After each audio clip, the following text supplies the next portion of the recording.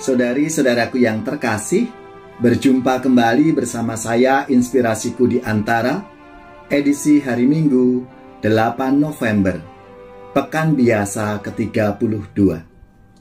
Saudari-saudaraku yang terkasih, apa kabar semuanya?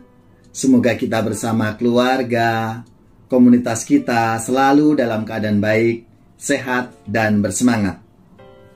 Inspirasi hari ini dari Injil Yesus Kristus menurut Matius, bab 25, ayat 1-13. Saudari-saudaraku yang terkasih, marilah kita siapkan hati kita untuk kita bersama-sama mendengarkan sabda Tuhan, merenungkannya, dan menjalankan apa yang menjadi ajaran-ajaran Tuhan. Saudari-saudaraku yang terkasih, apa yang ingin diwartakan di dalam sabda Tuhan hari ini?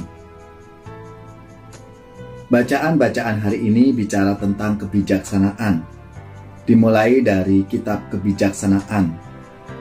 Bacaan yang pertama, bab 6 ayat 13-17. Yang menyatakan bahwa Allah telah menyediakan kebijaksanaan dalam hidup manusia. Dan adalah tugas manusia untuk mencari kebijaksanaan itu. Diungkapkan bahwa manusia tidak akan kesulitan mencari kebijaksanaan, karena kebijaksanaan itu yang akan datang kepada manusia. Pintu masuk untuk memperoleh kebijaksanaan adalah hati yang terbuka pada setiap didikan dan ajaran.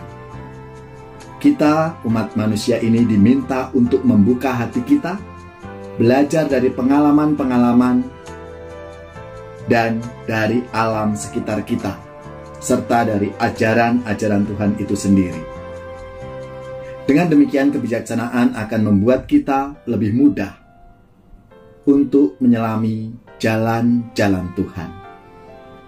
Saudari-saudaraku yang terkasih, lalu bagaimana kita bisa mewujudkan kebijaksanaan itu dalam kehidupan kita? Salah satu bukti pentingnya kebijaksanaan ditampilkan dalam kisah 5 gadis bijaksana dan 5 gadis bodoh.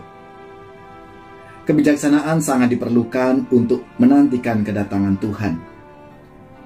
Manusia diajak untuk menimbang-nimbang, mampu mengukur, dan mengadakan persiapan yang cukup.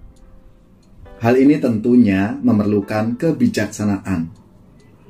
Bekal rohani yang cukup kiranya harus senantiasa ada di hati kita semua, para pengikut Kristus.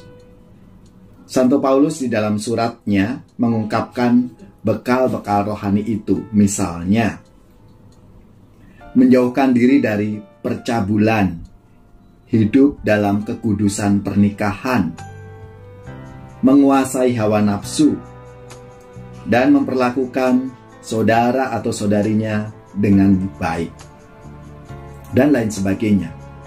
Hal-hal konkret inilah yang akan menjadi identitas kita sebagai murid-murid Kristus. Saudari-saudaraku yang terkasih, kita semua pasti pernah jatuh ke dalam dosa.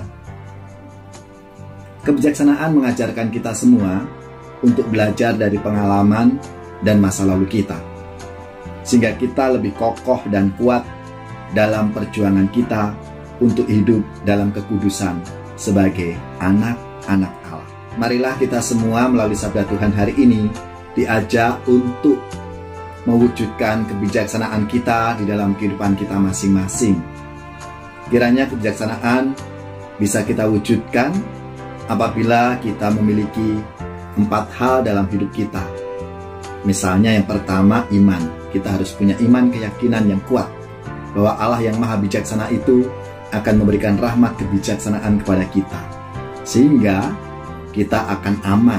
Seperti 5 gadis bijaksana itu, ketika persiapan untuk menyongsong Tuhan, dia sungguh mengalami keamanan. Aman karena apa? Dia membawa bekal, membawa persiapan yang cukup untuk itu. Dan juga yang ketiga itu imun. Apalagi di masa pandemi ini, kita harus kuat secara fisik kondisi kita. Maka 5 gadis bijaksana ini pun juga mempersiapkan imunnya ketika tahu bahwa pengantin yang dinantikan itu belum datang-datang, maka dia mempersiapkannya. Dia secara fisik istirahat yang cukup sehingga imunnya kuat. Dan akhirnya yang keempat adalah amin. Kita harus mengamini ketika kita sungguh beriman, kita mempersiapkan dengan penuh keyakinan kita akan mengalami keamanan dan juga imun yang kuat, maka kita akan mengamini itu semua sehingga kebijaksanaan menjadi milik kita dalam kehidupan kita ini. Marilah saudara-saudariku yang terkasih, kita mohon rahmat Tuhan supaya Tuhan memberikan kebijaksanaan bagi kita semua. Allah yang maha bijaksana, tuntunlah kami untuk mengambil bagian dalam kebijaksanaan-Mu. Saudari-saudaraku yang terkasih, demikianlah inspirasiku di antara edisi hari Minggu 8 November, hari Minggu Pekan Biasa ke-32. Marilah kita siapkan hati kita untuk menerima berkat Tuhan. Tuhan sertamu dan sertamu juga. Semoga saudara-saudari sekalian, keluarga-keluarga, komunitas kita, orang-orang yang kita doakan, mereka yang sakit, yang menderita, seluruh tugas, belajar, pekerjaan, usaha, serta karya pelayanan kita, dibimbing, dilindungi, dan diberkati oleh Allah yang Maha Kuasa, Bapa dan Putra dan Roh Kudus. Amin. Tuhan memberkati.